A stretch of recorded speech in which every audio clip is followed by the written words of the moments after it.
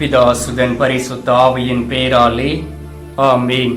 ஆண்டவர் உங்களோடு இருப்பாராக, உம் ஆன்மாவோடும் இருப்பாராக.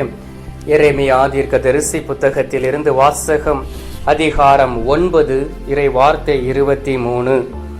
ஆண்டவர் கூறுவது இதுவே: ஞானி தன் ஞானத்தை குறித்து பெருமை பாராட்ட வேண்டாம், வலியவர் தன் வலிமையை குறித்து பெருமை பாராட்ட வேண்டாம், செல்வர் தம் செல்வத்தை குறித்து பெருமை பாராட்ட வேண்டாம். ஆண்டவரின் அருள்வாக்கு. இறைவா உமக்கு நன்றி. கிறிஸ்துவுக்குள் பிரியமான என் அன்பு சகோதர சகோதரிகளே, இந்த நாளிலே நற்கருணை நாதர் நம்மளை ஆசீர்வதிப்பாராக. நீங்கள் யார் யாருக்கெல்லாம் ஜெபிக்க போகிறீர்களோ, யார் யாருக்கெல்லாம் ஆண்டவருடைய வார்த்தைகளை அனுப்பி அவர்களுடைய வாழ்க்கையிலே ஒரு சமாதானமாக, ஒரு ஆறுதலாக இருக்க போகிறீர்களோ, உண்மையிலே ஆண்டவர் உங்களை கருணை கண் பார்ப்பார். பிரியமானவர்களே, இந்த உலகத்தில் நாம் வாழும் பொழுது அநேக மக்களை சந்தித்து இருக்கின்றோம். சில பேர் நாம் செய்த உதவிக்காக நன்றி உள்ளவர்களாயிருப்பார்கள். சில பேர் நாம் செய்த உதவிகளை மறந்து நன்றி அற்றவர்களாய் இருப்பார்கள். 2 வகையான மக்கள் இந்த உலகத்தில் வாழ்ந்து கொண்டு இருக்கிறார்கள். அதற்கு ஒரு நல்ல ஒரு எடுத்துக்காட்டு நம் ஆண்டவராகிய இயேசு கிறிஸ்து இந்த உலகத்தில் வாழ்ந்த பொழுது 10 தொழுநோயாளிகளை குணமாக்குகின்றார். அதில் ஒரே ஒருவர் மட்டுமே வந்து ஆண்டவராகிய இயேசு கிறிஸ்துவுக்கு நன்றி செலுத்துகின்றார். மீதி 9 பேரும் குணமடைந்தார்கள். பார்க்கிறார்கள், அவர்களுடைய வாழ்க்கையை பார்த்து கொண்டு அப்படியே சென்று விட்டார்கள். ஆண்டவராகிய இயேசு கிறிஸ்து அவர்களிடம் கேட்கின்றார், மீதி 9 பேரை எங்கே என்று. அன்பார்ந்தவர்களே, இந்த நாளில் அதே ஆண்டவராகிய இயேசு கிறிஸ்து தான் உங்களை பார்த்து கேட்கின்றார், என் மகனே மகளே, எவ்வளவு அற்புதங்களை நான் செய்திருக்கின்றேன். நீ என்னிடம் வந்து ஜெபிக்கும் பொழுதெல்லாம் உன்னுடைய ஜெபத்தை கேட்டு இருக்கின்றேன், உன்னுடைய கண்ணீரை துடைத்து இருக்கின்றேன், உனது விருப்பங்களை நிறைவேற்றி இருக்கின்றேன், உன்னை உயர்ந்த இடத்தில் வைத்து இருக்கின்றேன். நீ எப்பொழுதும் என்னிடம் கேட்கும் பொழுதும் நான் ஒரு நாளும் இல்லை என்று சொன்னது இல்லை. அப்படிப்பட்ட என்னிடம் வந்து நீ ஒரு நன்றி கூட சொல்வது இல்லையே என்று ஆண்டவர் நம்மை நோக்கி கேட்பதை போல் நான் உணர்கின்றேன்.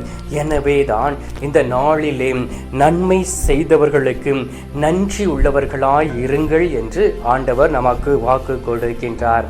பாருங்கள், ஆண்டவராகிய இயேசு கிறிஸ்துவிடம் இருந்து நாம் அருளையும் ஆசீர்வாதங்களை பெற்றுக்கொண்ட நாம் அவருக்கு நன்றி செலுத்துவதில்லை.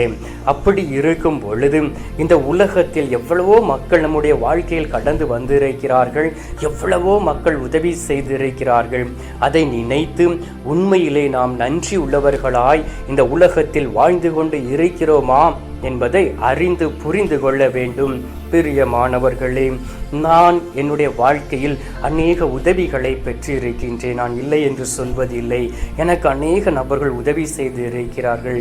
அதே போல் ஆண்டவர் எனக்கும் ஒரு நல்ல மனதை கொடுத்து அநேக மக்களுக்கு உதவி செய்யும்படியாக என்னை ஆண்டவர் திடப்படுத்தி இருக்கின்றார். நான் கடந்து வந்த பாதைகளை ஆய்ந்து அறிந்து பார்க்கும் பொழுது கிட்டத்தட்ட ஒரு 50% மக்கள் எனக்கு மக்கள் என்று சொல்வதில்லை, நண்பர்கள் என்று சொல்லலாம். அவர்கள் துரோகம் செய்திருக்கிறார்கள், ஏமாற்றி இருக்கிறார்கள். ஏனென்றால் நாம் நன்மை செய்யும் பொழுது அங்கே துரோகம் செய்யக்கூடிய மனிதர்கள் இருப்பார்கள். நாம் என்ன செய்ய வேண்டும்? அவர்களுக்காக ஜெபிக்க வேண்டும். நாம் பெற்ற நன்மைகளுக்காக அவருக்கு நன்றி செலுத்த வேண்டும்.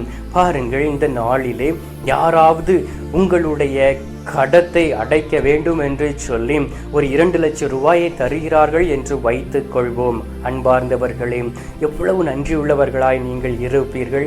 இது ஒரு பண ஆசை, ஒரு பணம் நமக்கு கிடைக்கின்றது, அதனால் அந்த நபரிடம் நாம் நன்றியுள்ளவர்களாய் இருக்கின்றோம்.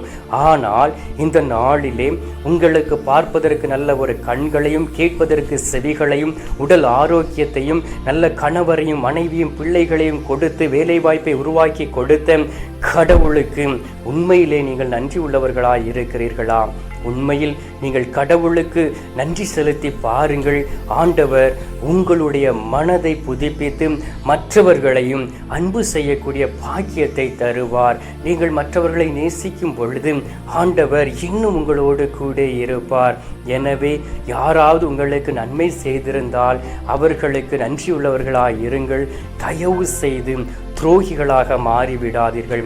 ஒரு மனிதனுக்கு நாம் துரோகம் செய்யும் பொழுது அந்த துரோகத்தினால் அவன் படக்கூடிய வேதனை நம்மை திண்ணமாக பிடித்து கொள்ளும்.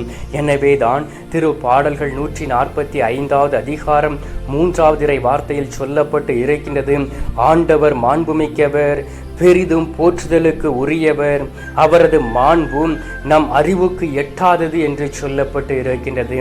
ஆண்டவருடைய மாண்பை நாம் அறிந்திருக்கின்றோம். அவர் எப்பொழுதுமே போற்றுதலுக்கு உரியவர், நன்றி செலுத்துவதற்கு உரியவராய் இருக்கின்றார். அவர் செய்யாத அற்புதங்கள் இல்லை, இன்னும் அற்புதங்களை நிகழ்த்தி கொண்டு இருக்கின்றார். நாம் அற்புதங்களை பெற்றுக்கொள்ளவில்லை என்றால் நாம் நன்மை செய்தவர்களுக்கு ஏதோ விதத்தில் நாம் தவறு செய்திருக்கிறோம் என்றுதான் அர்த்தம். அன்பார்ந்தவர்களே, உரோமியர் 12 அதிகாரம் 21 வார்த்தையை வாசித்து பாருங்கள். தீமை உங்களை வெல்ல விடாதீர்கள், நன்மையால் தீமையை வெல்லுங்கள் என்று. அப்படி என்றால் யாராவது உங்களுக்கு துரோகமோ தீமையோ உங்களுடைய வாழ்க்கையில் உங்களை பற்றி அவதூறாக பேசி உங்களை கெடுத்திருக்கிறார்கள் என்றால் நீங்கள் அவர்களுக்கு நன்மை செய்யுங்கள். அவர்கள் உங்களுடைய எதிரி உங்களுடைய வீட்டிற்கு வந்தால் குடிப்பதற்கு தண்ணீர் கொடுங்கள். உண்மையிலே ஆண்டவர் உங்களோடு கூட இருந்து உங்களுடைய நன்மையை கொண்டு தீமையை வெற்றி கொள்ளக்கூடிய பாக்கியத்தையும் வல்லமையும் தருவார். அந்த ஒரு அனுபவத்தை நாம் பெற்றுக்கொள்ளக்கூடிய பிள்ளைகளாய் இருக்க வேண்டும். கலாத்தியர் 6 அதிகாரம் 10 வார்த்தையில் சொல்லப்பட்டு இருக்கின்றது, இன்னும் காலம் இருக்கும் போதே எல்லோருக்கும் சிறப்பாக நம்பிக்கை கொண்டோரின் குடும்பத்தினருக்கும் நன்மை செய்ய முன்வருவோமாக என்று. எல்லோருக்கும் நன்மை செய்யக்கூடியவர்களாய் இருக்க வேண்டும். அப்பொழுதுதான் அவர்கள் நன்றி உள்ளவர்களாய் இருப்பார்கள். சில பேர் பெருமை பாராட்டுவார்கள், என்னிடம் எல்லாம் இருக்கின்றது, எனக்கு ஞானம் இருக்கின்றது, நான் என்ன சொன்னாலும் அது இந்த உலகத்தில் நடக்கும் என்றெல்லாம் பெருமையாக பேசக்கூடிய நபர்கள் உண்டு. அன்பார்ந்தவர்களே, யார் பெருமை கொண்டாலும் ஆண்டவரில் பெருமை கொள்ள வேண்டும். ஏனென்றால் நீங்கள் வாழ்ந்து கொண்டிருக்கக்கூடிய இந்த வாழ்க்கையை உங்களுக்கு கொடுத்தது தேவனாகிய ஆண்டவராகிய இயேசு கிறிஸ்து என்பதை ஒரு நாளும் நீங்கள் மறந்து போய்விடக் கூடாது. எனவே உங்களுக்கு நன்மை செய்கிறவர்களை நீங்கள் அழிக்க வேண்டும் என்று நினைத்தீர்கள் என்றால் ஆண்டவர் உங்களை அழைத்து விடுவார். யாக்கோபு 4 அதிகாரம் 17 வார்த்தையில் சொல்லப்பட்டு இருக்கின்றது, நன்மை செய்ய ஒருவருக்கு தெரிந்திருந்தும் அவர் அதை செய்யாவிட்டால் அது பாவம். ஹல்லேலூயா. எனவே உங்களுக்கு தெரியும், நன்மை செய்கிறவர்களுக்கும் நாம் நன்மை செய்ய வேண்டும், துரோகம் செய்கிறவர்களுக்கும் நன்மை செய்ய வேண்டும். அவ்வாறு நீங்கள் செய்யாமல் இருந்தீர்கள் என்றால் அது பாவம் என்று ஆண்டவர் சொல்லுகின்றார். எனவே அன்பார்ந்தவர்களே, எந்த சூழ்நிலையிலும் நன்மை செய்கிறவர்களுக்கு மனதாரம் தீங்கை நினைக்காதீர்கள். நான் அப்படி அநேக குடும்பங்களை பார்த்து இருக்கின்றேன். இப்பொழுது அந்த குடும்பங்கள் இல்லவே இல்லை இந்த உலகத்திலே. அன்பார்ந்தவர்களே, நான் ஆண்டவருக்கு முன்பாக நின்று வார்த்தையை அறிவிக்கக்கூடியவன். எனவே ஆண்டவர் கொடுக்கக்கூடிய வார்த்தைகளை தான் நான் உங்களுக்கு அறிவிக்கின்றேன். இந்த நாளிலே நன்மை செய்தவர்களுக்கு நன்றி உள்ளவர்களாய் இருப்போம். குறிப்பாக ஆண்டவர் செய்த நன்மைகளை நினைத்து அவருக்கு முதலில் நாம் நன்றி செலுத்துவோம். சில நேரங்கள் மணித்துளிகள் என்னோடு இணைந்து நீங்கள் ஜெபிப்பீர்களா? நாம் அன்றாடலாம். எங்கள் பரலோக தந்தையே, இயேசு கிறிஸ்துவே, தூயனல் ஆவியே, தந்தையே, இந்த புதிய நாளிலே புதிய ஆசீர்வாதங்களை எங்களை கொடுப்பதற்காக நற்கருணை நாதராய் எங்கள் நடுவில் இருந்து எங்களை நிறைவாய் ஆசீர்வதித்து கொண்டு இருப்பதற்காக உமக்கு நன்றி அப்பா. தகப்பனே, அநேக முறை நாங்கள் எங்களுடைய வலிமையை கொண்டும் எங்களுடைய ஞானத்தை கொண்டும் அறிவாற்றலை கொண்டும் நாங்கள் பெருமை பாராட்டி இந்த உலகத்தில் அலைந்து திரிந்து இருந்திருக்கின்றோம். அந்த தருணத்திற்காக நாங்கள் மன்னிப்பு கேட்டு ஜெபிக்கிறோம் சுவாமி. நாங்கள் எந்த சூழ்நிலையிலும் உம்மை குறித்து மட்டுமே பெருமை பாராட்டி இந்த உலகத்தில் மாண்போடு வாழக்கூடிய பிள்ளைகளாய் இருக்க வேண்டுமாய்மை நோக்கி செபிக்கிறேன் அப்பா. யாரெல்லாம் எங்களுக்கு நன்மை செய்தார்களோ அவர்களுக்கு நாங்கள் தீமை செய்திருந்தால், நன்றி அற்றவர்களாய் இருந்தால் இந்த நேரத்திலே மன்னிப்பு கேட்டு ஜெபிக்கிறோம் சுவாமி. உமது பரிசுத்த இரத்தத்தினால் எங்களை கழுவி தூய்மைப்படுத்தி நன்மை செய்தவர்களுக்கு உண்மையும் உத்தமமாய் இருக்கவும் நன்றியுள்ளவர்களாய் இருக்கக்கூடிய நல்ல ஒரு மனதை எங்களுக்கு தர வேண்டுமாய்மை நோக்கி செபிக்கிறேன் அப்பா. நீர் செய்த அனைத்து நன்மைகளுக்கும் நன்றி சுவாமி. நீர் எங்களுடைய வாழ்க்கையில் எந்த ஒரு காரியங்களையும் செய்யவில்லை என்றால் எங்களால் இந்த உலகத்தில் வாழ்ந்திருக்க முடியாது.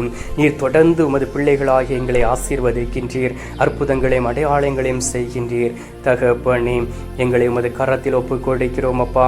எங்களை ஆசீர்வதியும் பலப்படுத்தும். இந்த நேரத்திலே நீர் எங்களுடைய ஜெபங்களை கேட்டதற்காக உமக்கு நன்றி. ஜெபங்களை கேட்டு பதில் தந்திருப்பதற்காக உமக்கு ஸ்தோத்திரம். மீட்பெரும் இரட்சகருமான இயேசுவின் திருக்கரத்தில் ஒப்புக் கொடுத்து எங்கள் பாதுகாவலராம் புனித சூசையப்பர் வழியாக ஜெபிக்கின்றோம். அன்பு தந்தையே, ஆமேன். பரலோகத்தில் இருக்கிற எங்கள் பிதாவே, உம்முடைய நாமம் அர்ச்சிக்கப்படுவதாக.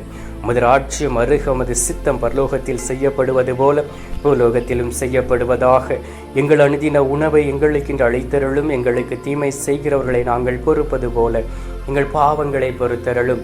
எங்களை சோதனை விழவிடாதையும் தீமையில் இருந்து எங்களை ரட்சித்தருளும். ஆமேன். அருள் நிறைந்த மரியே வாழ்க, கர்த்தருடனே பெண்களுக்குள் ஆசீர்வதிக்கப்பட்டவள் நீரே. உம்முடைய திரு வயிற்றின் கனியாகிய இயேசும் ஆசீர்வதிக்கப்பட்டவரே. அஜிஷ்ட மரியே, சர்வேசனுடைய மாதாவே, பாவிகளா இருக்கிற எங்களுக்காக இப்பொழுதும் எங்கள் மரண நேரத்திலும் வேண்டிக் கொள்ளும். ஆமேன். பிதாவுக்கும் சுதனுக்கும் பரிசுத்த ஆவிக்கும் மகிமை உண்டாவதாக. ஆதியில் இருந்தது போல இப்பொழுதும் எப்பொழுதும் என்றென்றும் இருப்பதாக. ஆமேன். அன்பார்ந்தவர்களே, ஆண்டவர் நம்மை ஆசீர்வதித்திருக்கின்றார். இனி நாம் யாருக்கும் எந்த ஒரு சூழ்நிலையிலும் தீமை செய்யாதபடி நன்மை செய்தவர்களுக்கு நன்றியுள்ளவர்களாயிருப்போம். நற்கருணை நாதர் தரும் ஆசீர்வாதத்தை பெற்றுக்கொள்வோம்.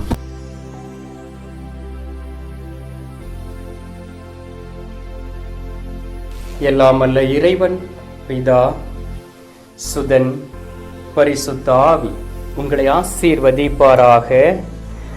ஆமேன்.